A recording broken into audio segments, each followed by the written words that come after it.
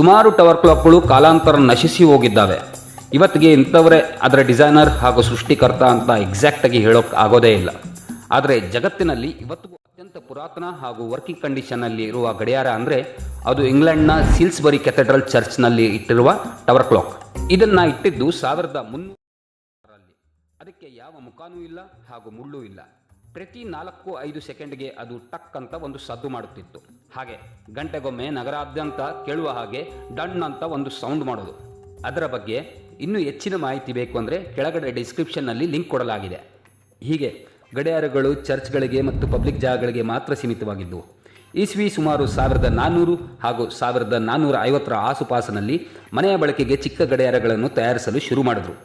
ಅದು ಕೂಡ ಅಗರ್ಭ ಶ್ರೀಮಂತರುಗಳ ಹತ್ರ ಮಾತ್ರ ಇರ್ತಿತ್ತು. ಆದರೆ ಈ ಗಡಿಯಾರಗಳು ಗೋಡೆಯ ಎತ್ತರಕ್ಕೆ ನೇತು ಹಾಕಿರ್ತಿದ್ರು. ಯಾಕಂದರೆ ಅದನ್ನು ಕೂಡ ಟವರ್ ಕ್ಲಾಕ್ಗೆ ಬಳಸಿದಂಥ ಎಸ್ಕೇಪ್ಮೆಂಟ್ ಟೆಕ್ನಾಲಜಿನ ಬಳಸಿ ತಯಾರು ಮಾಡಲಾಗಿತ್ತು. ಇಲ್ಲೂ ಕೂಡ ಮುಳ್ಳು ಹಾಗೂ ಯಾವುದೇ ರೀತಿಯಾದ ಡಯಲ್ ಇರಲಿಲ್ಲ. ಗಂಟೆಗೆ ಒಂದ್ಸಲಿ ಗಂಟೆಗಳ ಮಧ್ಯದಲ್ಲಿ ಸಮಯವನ್ನು ತಿಳಿದುಕೊಳ್ಳುವುದು ಕಷ್ಟ ಆಗ್ತಿತ್ತು. ಕಾಲಾಂತರ ಇದು ನಿಧಾನಕ್ಕೆ ಬದಲಾಗ್ತಾ ಗಂಟೆಗೆ ಒಂದು ಮುಳ್ಳು ಹಾಗೂ ಕಾಲು ಗಂಟೆಯ ಮುಳ್ಳು ಇರುವ ಗಡಿಯಾರಗಳನ್ನು ತಯಾರಿಸಲು ಶುರು ಮಾಡಿದ್ರು. ಇಸ್ವಿ 1450-1500ರ ಮಧ್ಯದಲ್ಲಿ ವೇಟ್ ಪುಲಿಯ ಬದಲಾಗಿ ಬೀಗದಲ್ಲಿ ಇರುವ ಕಾಯಿಲ್ ಸ್ಪ್ರಿಂಗ್ನ ಗಡಿಯಾರದಲ್ಲಿ ಅಳವಡಿಸಿ ಅದನ್ನು ಚಾಲನೆಗೆ ತಂದರು. ಈ ಗಡಿಯಾರಗಳು ಪೋರ್ಟೇಬಲ್ ಆಗಿತ್ತು. ಕಪಾಟಲ್ಲಾದರೂ ಇಡಿ, ಇಲ್ಲ ಟೇಬಲ್ ಮೇಲಾದರೂ ಇಡಿ.